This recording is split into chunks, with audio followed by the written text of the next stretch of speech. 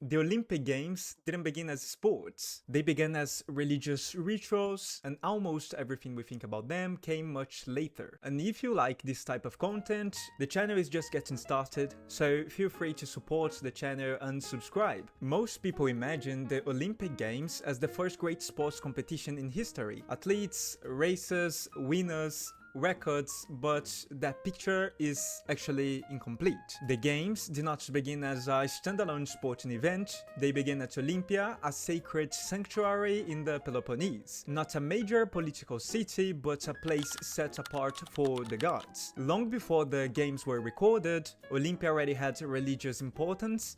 By around the 10th century BCE, it had become a major center of worship for Zeus, while also preserving older layers of cult and myth, including traditions connected to Pelops. That was not a place built for competition specifically. It was a place that accumulated sacred meaning over time. People came to Olympia to honor Zeus through sacrifice, offerings, ritual gatherings, and when the games emerged, they did not replace that world, they just became part of it. Like we can see here in Pausanias' description of Greece, book 5, on chapter 13. In this section here that he describes the altar of Olympian Zeus, we have a more accurate description of it. The first stage of the altar at Olympia, called Protisis, that was the name of the first stage in the lowest spot, has a circumference of 125 feet. The circumference of the stage on the Protisis is 32 feet. The total height of the altar reaches to 22 feet. The victims themselves, it is the custom to sacrifice on the lower stage. That means the sacrifices were made in the lower stage, the name was Protisis, but the tithes they carried up to the highest part of the altar and burned them there. We also have some other useful parts here in this text, and here in the section 10, the ascent to the Protisis may be made by maidens and likewise by women, when they are not shut out from Olympia, but men only can ascend from the Protisis to the highest part of the altar. That describes how the society used to see women back then. Even when the festival is not being held, sacrifices offered to Zeus by private individuals and daily. This helps us to understand how festivals used to happen. The Olympic festival was fundamentally religious. Sacrifices were performed, offerings were dedicated, athletes swore oaths before Zeus, and a sacred truce protected those traveling to and also from the sanctuary. Competition was not separate from belief, it was embedded within it. In Greek culture, physical excellence carried meaning. Victory at Olympia was not just personal success, it was public honor expressed in a sacred space under the gaze of the gods. The first Olympic Games are traditionally dated to 776 BCE, linked to the earliest recorded victor in the staging race. But historians treat this date carefully. It marks the point where the games enter historical tradition, not necessarily the moments they were first created. There was no single founding event. The Olympics most likely developed gradually from a combination of factors: a pre-existing sacred sanctuary, recurring religious festivals in honor of Zeus, and a culture that valued competition, reputation, and public display. At first, these contests were probably smaller and more original, only later expanding into the largest pan-Hellenic gathering in the Greek world. So, when we ask why the Olympic Games began, the most accurate answer is this. They began because Olympia was already sacred, and within that sacred space, competition became a way to honor the gods, to display excellence, and to be remembered. If you search for the origin of the Olympic Games, you will almost always find the same answer: 776 BCE. It is presented as the beginning, the first Olympic Games, the starting point of everything. But historically, that idea is just too simple. 776 BCE is not a clean birth date, it is the earliest point where the Olympic Games enter continuous Greek historical tradition. According to later sources, the first recorded victor was Coroebus of Elis, who won a single event, the Stygian race. At this stage, that was the entire program. One race, one winner, a festival still in its earliest visible form. But the real question is not who won, it's how this date was preserved. Because 776 BCE was not recorded at the time in the way we might expect today. It comes from later reconstruction. Greek scholars began compiling lists of Olympic victors. One of the most important figures in the process was Hippias of Elis, who assembled one of the earliest known lists. From that point on, Olympiads' 4-year cycles became a way of measuring time itself. This is why the date became so powerful, but it also means the date may not mark the literal beginning of the games. Some historians treat 776 BCE as the first reliable anchor. Others argue the festival must have existed before, and some suggest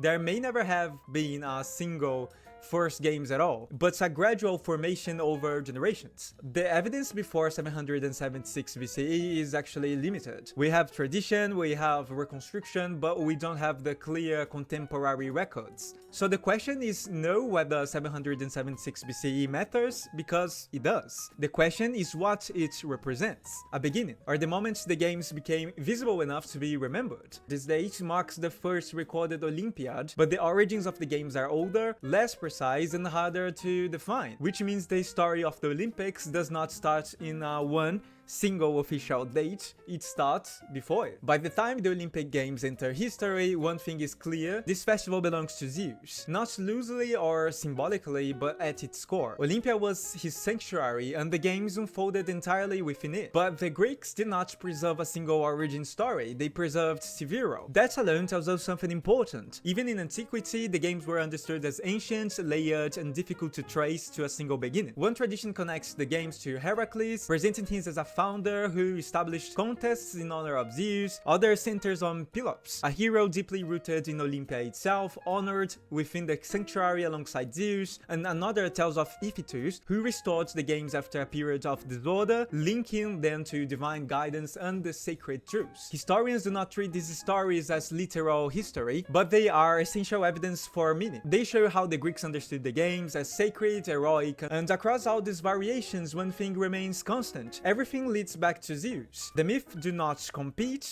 they reinforce the same idea from different directions. So the mythology of the Olympics is not just background. History gives us the structure, myths gives us the meaning. So what were the Olympic Games at their origin? A religious ritual, a funeral tradition, a political gathering, or something else entirely? The most accurate answer is a combination, but not an equal one. At its core, the games were a religious festival, they took place at Olympia, the sanctuary of Zeus, and everything about them was structured around that reality. Sacrifices, offerings, oaths, and ritual defined the event. In Greek terms, this was Panegyris, a sacred gathering where worship and public life came together. But this was not quiet or purely ceremonial religion, because within that sacred setting, competition was central. Some historians point to funeral traditions, where athletic contests honored the dead. Others point to the political importance of Olympia as a meeting place for Greek city-states. Both ideas matter, but neither explains the whole picture. Funeral games help explain the cultural background, political gathering explains what the games became, but the foundation remains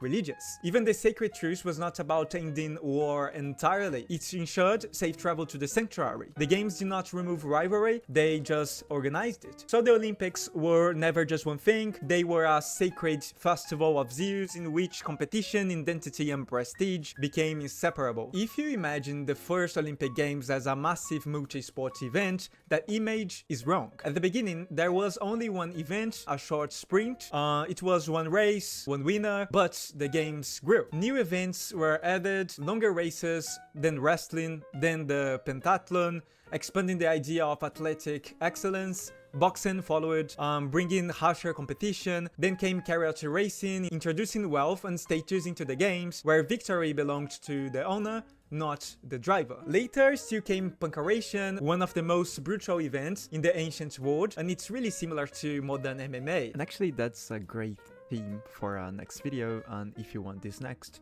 just comment down below. Over time, even boys events were added, showing that the games were expanding not just in variety, but in participation. This growth was not random. Each new event reflected something the Greek world valued: speed, endurance, strength, versatility, courage, and even status. The Olympic program became a map of Greek ideals, and it revealed something important. The games were not invented at once, they developed gradually, becoming larger, more complex, and more socially layered. What began at one race became the most important athletic festival in the Greek world, and in modernity, to a modern audience, the prize sounds modest, a crown of olive leaves. But that simplicity is misleading, because the real reward was not the wreath, it was glory. Victory at Olympia meant recognition, honor, and the chance to be remembered. And in Greek culture, memory mattered. A victor did not return home empty-handed. In many cities, especially places like Athens, Olympic champions could receive public honors, front row seats at festivals, exceptions from certain civic duties, and even financial rewards. In some cases, they could also receive public meals in the Parthenon, one of the highest civic honors a city could grant. Poets like Pindar could turn a victory into lasting fame, statues could preserve it in bronze or stone, cities could celebrate it for generations. One detail makes this clear. This comes from Plato's Apology 36 during the trial of Socrates, where he's being judged and eventually condemned to death. Here's where he's accused of corrupting the youth and not respecting the gods of Athens. So in answer to the accusations, he answers that there can be no reward so fitting as maintenance in the Parthenon, a reward which he deserves far more than the citizens who has won the prize at Olympia in the horse or chariot race. In Plato's Apology, Socrates says that if he were to receive what he truly deserves, he should be rewarded with meals in the Parthenon, and adds that this would be more appropriate for him than for an Olympic victor. The remark only works because his audience already understood how prestigious that honor was. But even this needs nuance. These privileges were not identical everywhere, and not every victor in every city received the same rewards. What mattered was not one single rule, but the status those rewards represented. Olympia gave the victory meaning. The city turned the meaning into status. So what did an Olympic victor actually win? Officially, a wreath. In reality, recognition, privilege, and a place in memory. So what were the Olympic Games really? Not just a competition, not just a festival, not just a date. They were a process. A sacred gathering at Olympia became a competition. That competition became a shared Greek experience, and that experience became a symbol that lasted beyond its own time. The ancient Olympics were not modern sports, they were sacred, competitive, and evolving at once. The modern games are not the same, but they still carry part of this idea, because what survived was not the rituals or the structure or even the events. What survived was the meaning, the idea that competition can represent something larger, identity, recognition, and the desire to be remembered. And maybe that is the real origin of the Olympic Games, not just where they began, but why they still matter. And that was the video. I hope you have enjoyed, and if you stayed until the end, thank you. If you want more videos like this about mythology, history, and stories people think they know, leave your suggestion below. And if you like to follow the channel while it's just getting started, don't forget to subscribe. See ya!